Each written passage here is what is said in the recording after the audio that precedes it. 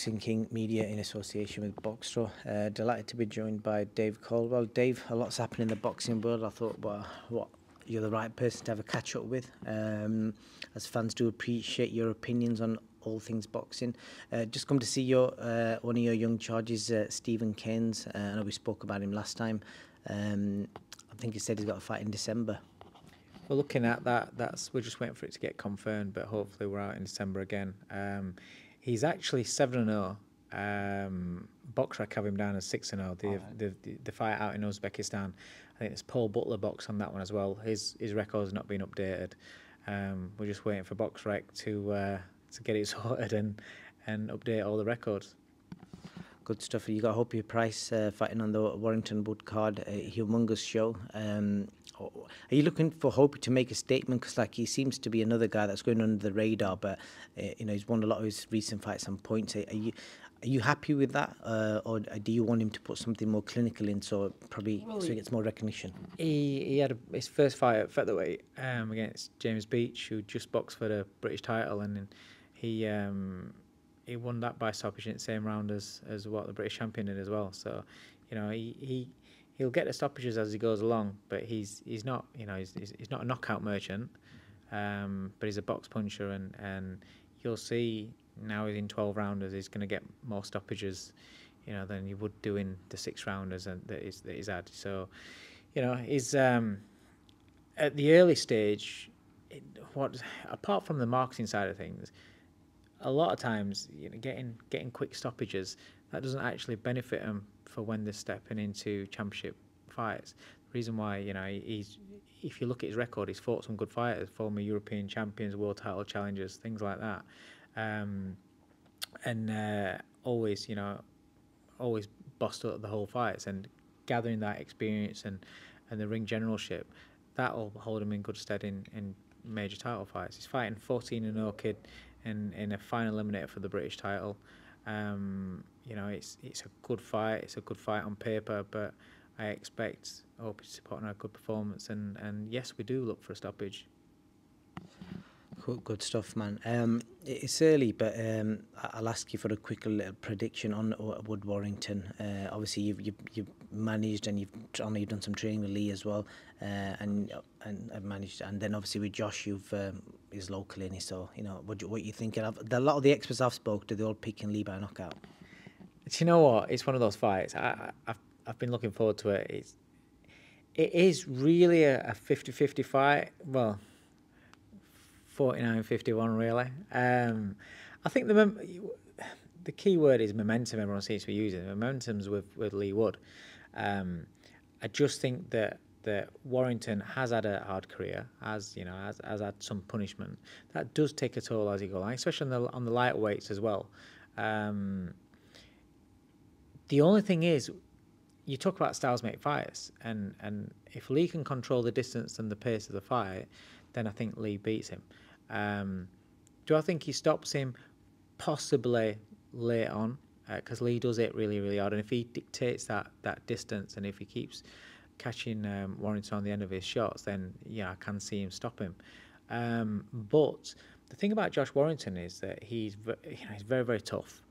He's high energy, and if he's very good at closing that range and getting on the chest and bullying you, and if he does that, and if he can get onto Lee's chest and make Lee uncomfortable, then it's going to be an interesting fight. And that's where, listen, everyone knows that Warrington's rough with his head, a few bumps and bruises on, with his forehead and top of his head in Lee's face. Does that make him uncomfortable? Does that lift him up more and allow Warrington to maul him on the inside? It's a really good fight. I just think it's whoever dictates that space wins the fight. I do lean towards Lee. And with Lee, I'm just out of curiosity, because from what I remember, I think you kind of managed his career just after he left the Ingle gym. What's been if there's one specific thing that's kind of been the key to his success? Because he was a guy that got stopped at British title level, and then now he's a world champion looking to potentially fight unification fights. But what's one thing that you think that's made him go from that British level guy that got stopped to where he's now? I'd say belief in himself, but also knowing that he's got belief in the people around him and the attention. Um, there's no fighters leave and have success. Fighters leave and don't have success. It doesn't mean that that coach was bad or whatever. It means the fit wasn't right.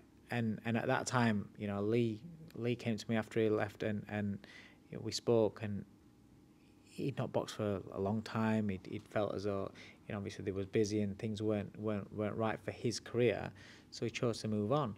But since then, and linking up with Ben Davison, exceptional coach, but a coach he's getting a lot of time to be coached with.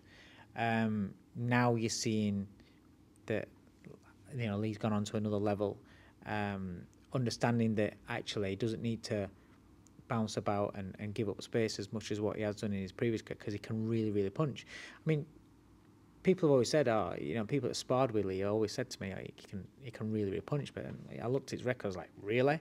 And then when he came up here and just did a bit of sparring, and when I'm managing him, and I took him on the pads, and I couldn't believe how hard he hit. He genuinely does hit unbelievably hard. Now with Ben, he's learned how to use that power and how to deliver that power. It's not good having power if you don't know how to deliver it. And he does know how to deliver it now. So, and that's why you're seeing the exceptional results that he's had. They're so far beyond what anyone had expected him to do. When I started managing him, his ambition was to become British champion. I got him the Commonwealth title shot. He won the British title, and then he won the world title, and that's incredible. And now he's two-time world champion. And in the massive fights, he's completely changed his life, which is, it shows you. I think it's a great advert for boxing, but also to all these fighters out there that are a little bit under the radar, that have got lost on the records, that aren't with a big promoter. These were all things that Lee Wood was, domestic level. Take it, Salah just used to. All you got to look at is what he's done. A big factor in it as well, I think, is that he's always kept himself in shape in between fights. He's not a kid that gets fat and he's out of shape, and then when he comes back, he's got to spend all the time getting. He's always fit. He's always in shape. He always looks well. Probably half vanity, to be honest. But whatever, he's kept himself in shape, and I think that's a payoff, because he's probably mid-30s now. And he's having the time of his life, and he's completely changed his life, his kid's life, and like I said, he's a great advert for all boxers that are out there. It might not come all of a sudden. You might have, every fighter has this dream when they turn professional: get unbeaten, get to the top as quick as I can, win all these titles, make money, this. And it only happens for a minute percentage of people. But have you got a mentality and the drive and the discipline to stick with it?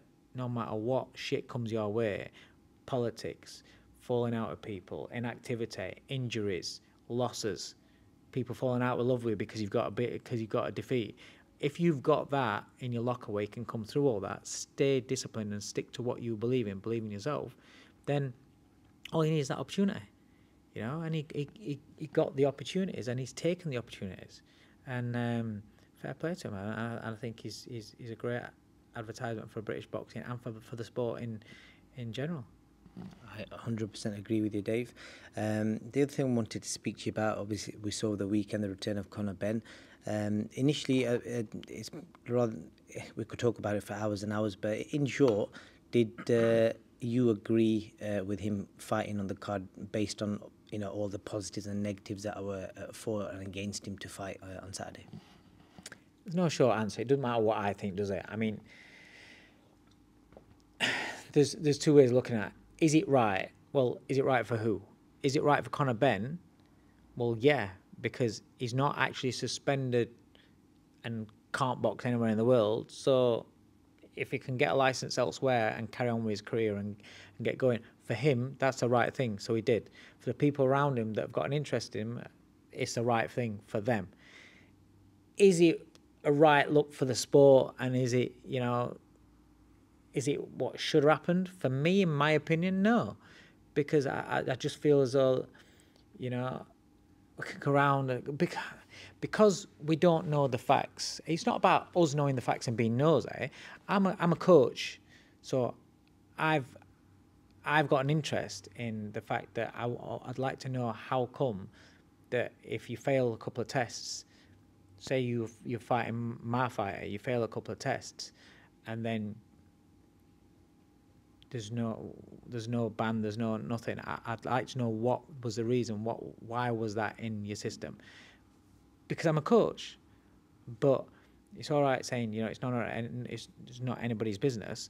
I get that to a point. I think in this world, everybody wants to know the negotiations for a fight. How much is he getting? What stage of negotiations is he into? That shit never used to happen. And this is what sometimes makes things a little bit more cloudier in boxing and odd, because everybody knows everybody's business. But on this side of things, you're talking about somebody that's failed 2 drugs tests in a sport where you're going in there to cause damage. Now, there's always seems to be an excuse these days. There's always an excuse, where it's clenbuterol in meat, whether it's whatever. There always seems to be an excuse when somebody fails a test. If there's always an excuse, what's point in testing? You know, if there's not gonna be any ramifications for it, then what's the point in testing? But we need to test because it needs to be safe. It's only a matter of time before somebody fails a drugs test after a fighter's been injured. You know, and that's when the shit's gonna really hit the fan. Now, like I said, there are legit things that could be going wrong. There is such thing as contamination. There is, you know, and a lot of these factories that make protein supplements, and you've got batch tested, they're in the same vicinity as stuff that's not batch tested, and stuff that might be, you know, on banned lists and things like that.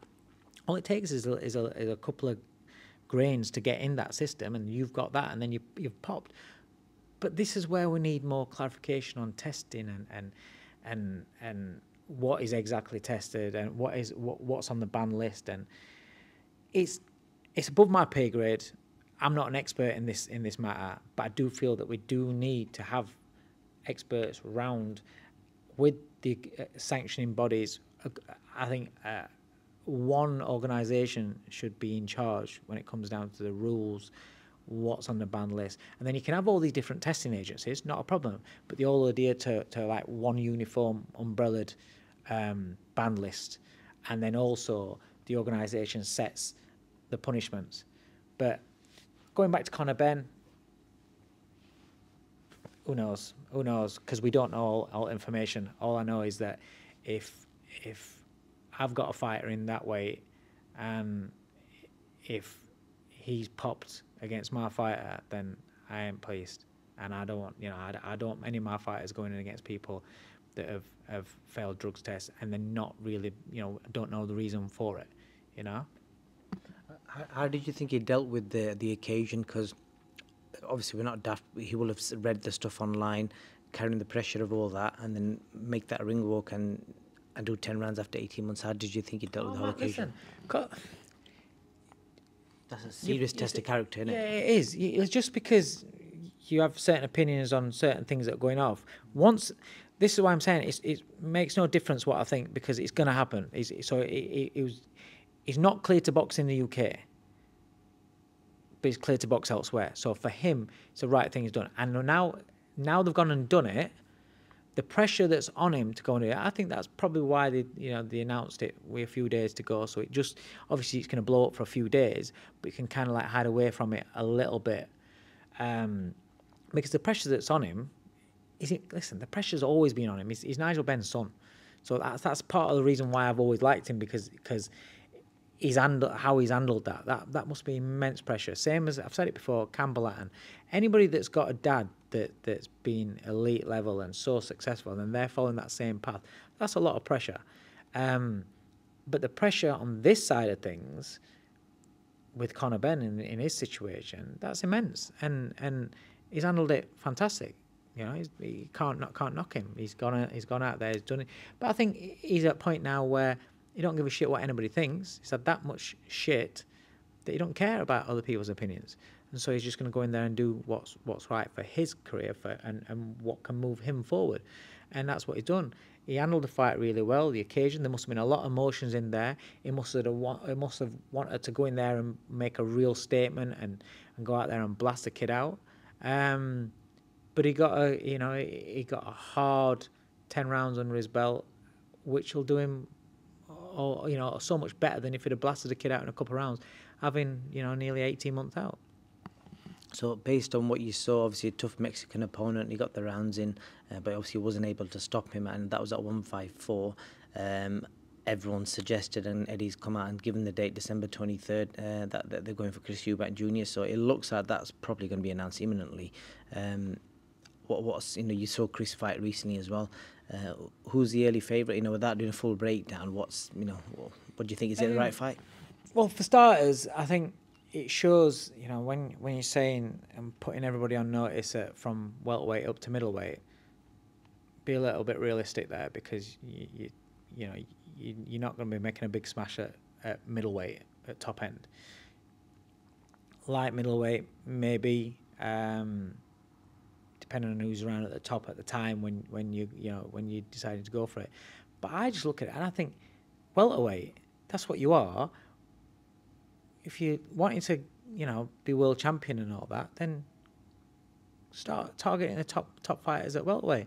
There's Jaron Ennis out there. I'd like to see that fight. Forget the Eubank fight. I'd like to see the Ennis fight, because you beat him and you deal with him, then you're a legitimate, serious contender at welterweight for me. One of the top ones. Obviously, you've got Crawford, the top, but that puts you in that bracket.